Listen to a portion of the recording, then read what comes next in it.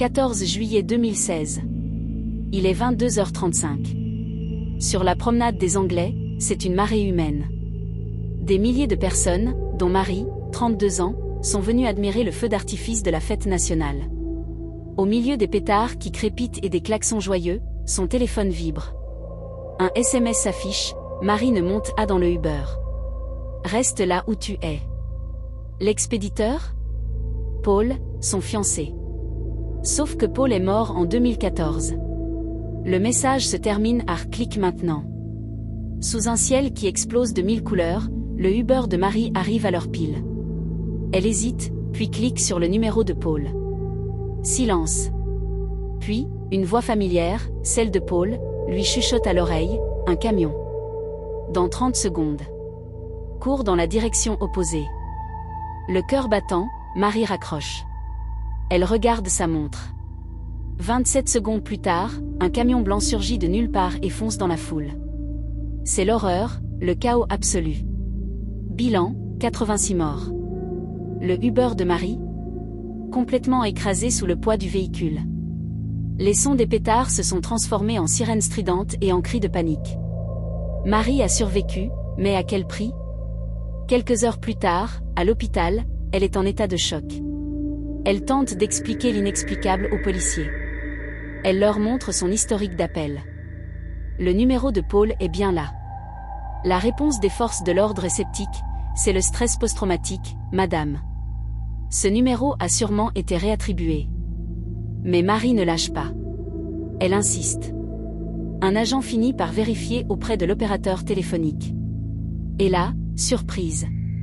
La ligne de Paul a bien été fermée en 2014 et n'a jamais été réactivée. Personne ne l'a utilisée depuis sa mort. La nuit, Marie fait des cauchemars.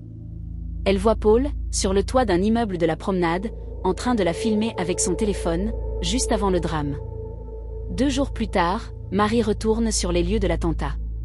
Quelque chose la pousse à aller à l'hôtel Mercure, juste en face de l'endroit où son Uber a été pulvérisé. Elle demande à voir les enregistrements de la vidéosurveillance. L'agent de sécurité, d'abord réticent, finit par accepter. En regardant les images, son visage devient blême. Il pointe l'écran du doigt. Regardez. La caméra numéro 3 a capturé une image, juste avant l'impact. Il est 22h34.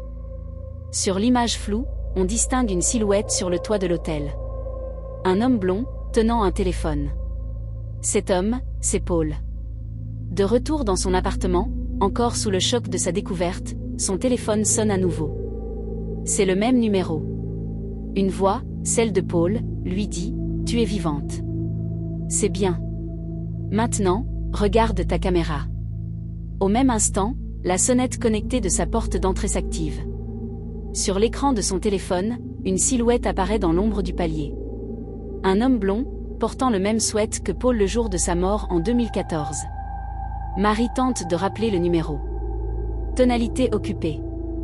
Puis la voix reprend, « C'était juste pour te dire bonjour. » Le rapport officiel de la police conclura que les 86 victimes ont toutes été identifiées et que tous les appels passés ce soir-là ont été tracés.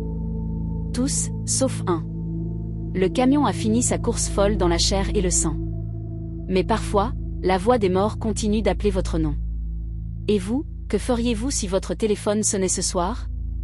Laissez un like si vous aussi vous auriez décroché cet appel fantôme. Et pour plus d'histoires où la technologie se mêle aux affaires non classées, abonnez-vous.